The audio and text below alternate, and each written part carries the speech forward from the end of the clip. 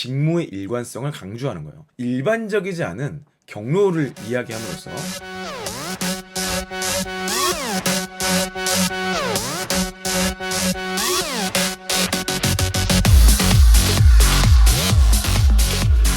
안녕하세요. 면접과 양입니다. 네, 오늘 영상을 말하기 전에 티셔츠 간지나지 않아요? 자, 오늘은 성장 과정, 성장 배경에 대해서 묻는 이 질문을 어떻게 적어야 되는지 자소서 랩 두 번째 시간입니다. 자, 제가 많은 리팬분들과 같이 연구하고 분석해 보니까 성장 과정을 적기 어려워하는 이유가 몇 가지 있어요. 첫 번째는 뭐냐면 자서전을 적는 게 아니라는 것까지는 알겠어. 근데 그러면 어떻게 적어야 되는 거야? 라는 솔루션이 없어서 어려워하시더라고요. 두 번째는 기업이 싫어할 만한 사례가 뭔지 잘 모르겠어. 기업이 좋아할 만한 사례는 어떤 건지를 찾기가 어려워. 세 번째로 가치관이 잘 녹여져서 가치관이 잘 드러나게 쓰라는 것까지는 알겠어. 근데 대체 이 가치관이 뭐냐 말이야. 특히 이 가치관에 대한 내용은요, 여러분이 어려워하는 게 전혀 이상한 게 아니고 당연한 거예요. 하나하나 정리해가면 되는 거예요. 자, 일단 그 전에 성장 배경을 질문하는 의도부터 먼저 좀 알아야겠죠. 이 내용을 물어보는 이유는 뭐냐면요, 그 직무 역량에 영향을 준 이 사람의 진짜 그 백그라운드가 궁금해서 물어보는 거예요. 그래서 이거 자체 때문에 합격이 되거나 불합격하진 않아요. 여러분이 집중할 건 뭐다? 필살기, 여기에 집중하시면 되는 겁니다. 자, 그래서 면접관이 필살기 이외에 확인하고 싶었던 내용들은 뭐 이런 것들이 있어요. 이 사람이 우리 조직에서 일을 잘할 수 있을지, 관계에 대한 거, 의사소통에 대한 거, 이 사람의 세계관이 우리와 너무 안 맞진 않은지, 성격적인 가치관에 대해서 어떤 특성을 가지고 있는지, 이런 것들을 조금씩 파악하는 거가 이 모든 질문의 의도라고 보시면 되겠습니다. 자, 그래서 성장 과정을 잘 정리하기 위한 초점을 세 가지로 압축해 드릴게요. 첫 번째는 직무의 일관성을 강조하는 거예요. 직무입니다. 내가 지원하는 직무를 어려서부터 좋아했고 잘했어요. 이런 것들을 여러 사례를 통해서 하는 거예요. 예를 들어서 수산물 MD라고 합시다. 우리 아버지는 어려서부터 뱃사람이셨어요. 그래서 저는 어려서부터 항상 배를 타고 다녔고 항상 낚시를 포함해서 그물부터 해서 엄청나게 많은 물고기 잡아봤어요. 자, 이런 사람이 수산 MD를 하겠다 그러면 당연히 좋지 않을까요? 여러분들의 이 성장 과정에서 있었던 직무 혹은 산업을 일관되게 접했고 이것들을 잘할 수밖에 없는 환경에서 자랐어요 라는 것들에 초점을 맞추는 거예요. 두 번째는 일반적이지 않은 경로를 이야기함으로써 여러분들의 호감도를 높이는 거예요. 예를 들어서 똑같은 군대를 갔다고 봐요. 남자들은 뭐 군대를 가잖아요. 근데 굳이 군대를 일반으로 안 가고 해병대를 갔어. 또는 특전사를 갔어. 또는 장교로 갔어. 이랬을 때 그냥 여러분들이 저는 이 경험을 통해서 이런 걸 배웠습니다. 물론 이런 관점을 쓰겠지만 그 경로를 조금 어필해 주는 거예요. 그때 여기에서 뭐 합불 자체가 결정나는 건 아니지만 그 면접관 중에 이것에 굉장히 호감을 느낄 수가 있어요. 그래서 어차피 성장 배경은 합불이 결정나는 문항은 아니기 때문에 여러분들에 대한 배경 정보를 조금 더 주는데 목표를 가진다. 이렇게 이해하시면 딱 좋을 것 같아요. 세 번째 초점은요, 여러분의 가치관입니다. 직무의 일관성을 표현할 만한 경험 다발도 없고 또 특별히 이 경로에서 특이한 경로가 있는 것도 아니야. 그런 경우는 어쩔 수 없어요. 여러분의 가치관을 형성했던 내용들을 그냥 전달하시면 돼요. 근데 이거를 하기 전에 먼저 체크해야 될 부분이 있어요. 앞서 지원 동기 파트에서도 말씀을 드렸지만 자소서 문항 전체를 보셔야 돼요. 자소서 문항 딱 한 개만 성장 배경 딱 적어놓고 그냥 그것만 쭉 해서 복붙하시면 안 되고요. 자소서 문항을 쭉 봤더니 필살기를 어필하기에 충분한 다른 문항들이 있어. 그때는 제가 지금 말씀드린 것처럼 하면 돼요. 근데 요즘은 문항이 조금씩 간소화되고 있는 추세이기 때문에 경우에 따라서 여러분의 필살기를 제시하기에 조금 어려운 문항들이 구성된 경우가 있어요. 그럴 때는 어쩔 수 없이 성장 과정이지만 성장 배경이지만 여러분의 필살기를 성장 배경인 것처럼 해서 집어넣는 겁니다. 알겠죠? 하여튼 중요한 건 필살기야.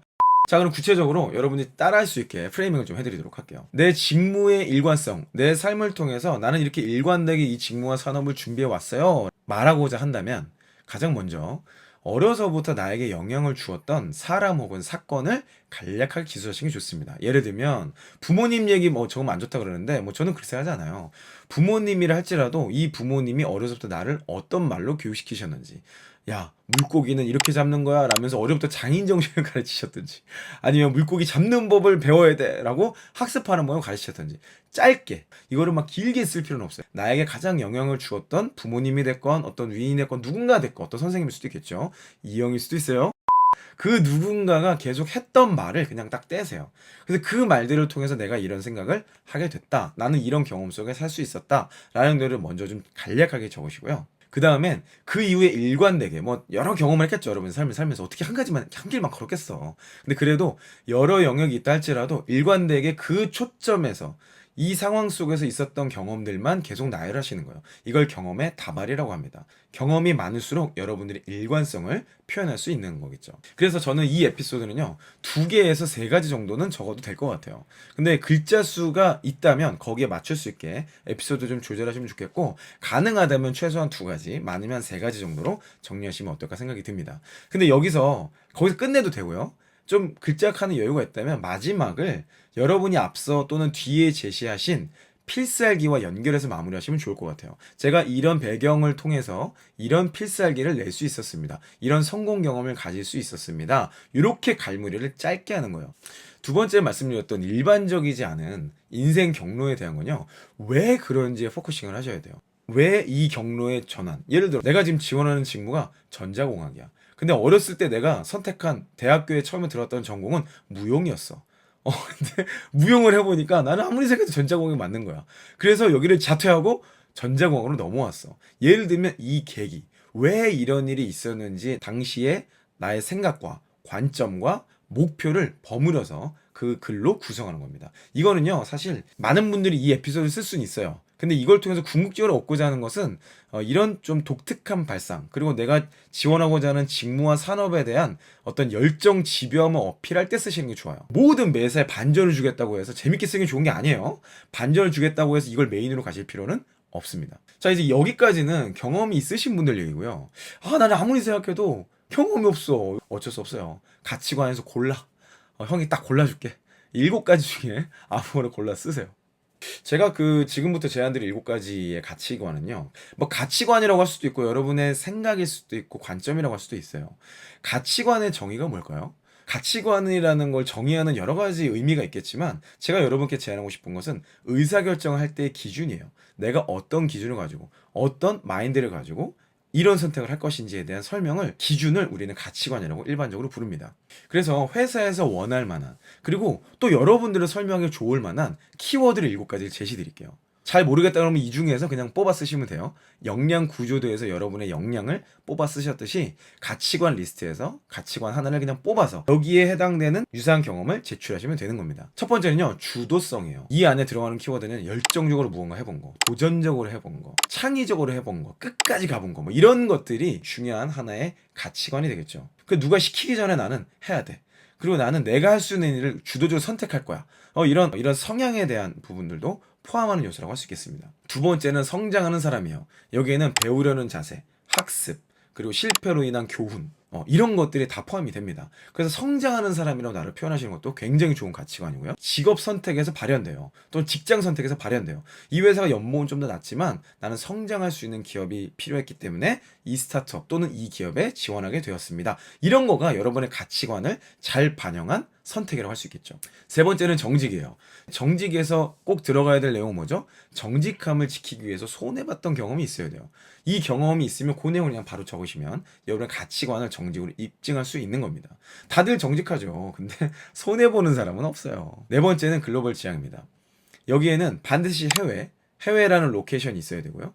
외국인과의 에피소드가 있어야 돼요. 이거를 내가 설명할 수 있다 그러면 항상 글로벌 지향, 글로벌을 향해 무언가 도전했던 경험, 이런 것들을 그냥 성장 배경의 스토리로 몇 가지를 같이 적어주시면 좋을 것 같습니다. 다섯 번째는 적응력이에요. 여기는 급격한 환경 변화가 동반됩니다. 그래서 거주지를 옮겼거나 역할이 바뀌거나 일이 바뀌거나 이런 아주 급격한 변화에도 내가 빠른 시간에 캐치업을 해서 좋은 결과를 냈던 사례들, 이게 반드시 필살기처럼 유사 경험, 성공 경험 이럴 필요는 없어요. 하지만 여러분들이 그 안에서 나름 자랑할 만한 경험이다 라는 것들을 잘 표현하시면 되겠습니다. 여섯 번째는 포기하지 않는 근성이에요. 여기에는 끈질기게 했던 어떤 기간, 규모, 방법의 숫자, 이런 것들이 포함이 됩니다. 또는 남들이 만류했음에도 불구하고 그것들을 끝까지 해서 무언가를 달성했던 경험이 있다. 그럴 때는 이런 내용을 적으시는 것도 좋습니다. 마지막으로 7번째는 남을 배려하는 자세예요. 이거는요, 말이나 행동 이런 내용들도 물론 들어가겠지만 그것보다 결론적으로는 상대방이 감동을 받은 케이스예요. 그 사람이 너무 감동받아서 일반적이지 않은 대우나 조치를 해줬다. 그런 내용들을 적으시면 여러분의 성장 배경을 잘 설명하는 케이스가 될 것 같습니다. 이 영상을 갈무리하면서 저도 마찬가지로 이거는 절대 피해라 라고 하는 돈트리스트 몇 가지 좀 말씀드리고 싶어요. 첫 번째는 반기업 정서입니다. 자, 여러분들이 지원하시는 곳은 기업이에요. 근데 반기업적인 멘트를 하시는 것은 사실 굉장히 안 좋죠. 내가 진짜 성장 배경이 그렇다 할지라도 기업이 싫은데 그렇잖아. 난 대기업이 싫어. 저기 진짜 싫거든. 저 나쁜 놈들 막 이런 생각을 갖고 있는데 내가 대기업에 막상 지원하잖아요. 이게 굉장히 모순적인 거예요. 기업은 그렇게 생각합니다. 그래서 그 부분 여러분 피하셔야 되고요. 두 번째는 문제의 원인, 어떤 문제나 어려움을 겪었을 때 그 원인을 내가 아닌 다른 사람에게 탓하는 것 같이 해석될 수 있는 것들, 이런 것들은 꼭 피하셔야 돼요. 세 번째로 권위와 마찰이 있었던 배경, 이런 것들은 가급적 빼시는 게 좋아요. 권위라 함은 뭐 기본적으로 부모님이 되겠고요. 뭐 여러분 학생이라면 교수님이나 선생님, 그리고 직장 생활을 뭐 짤짤이 경험했다면 상사가 되겠죠. 이런 기본적인 나의 권위와 뭐 의견이 다를 수 있어요. 그거 자체가 문제라기보다는 그와 있었던 마찰을 하이라이팅 하시는 것은 사실 여러분에게 별로 좋지 않게 비칠 수 있습니다. 그래서 성장 배경은 제가 말씀드렸던 직무의 진정성, 여러분의 일관성을 표현하거나 아니면 여러분의 가치관을 잘 드러내기 위한, 혹은 여러분들의 독특한 경험을 통해서 면접관에게 호감을 줄 수 있는 용도로만 사용하시면 좋겠습니다. 자, 성장 배경 알고 보면 재밌게 쓸 수 있어요. 여러분들을 가장 여러분답게 표현하고 재미있게 나타낼 수 있는 좋은 문항입니다. 여러분 이제 겁먹지 마시고 형과 함께 한 걸음씩 가 봅시다. 자, 오늘의 결론. 책 읽람의 답이 있어요.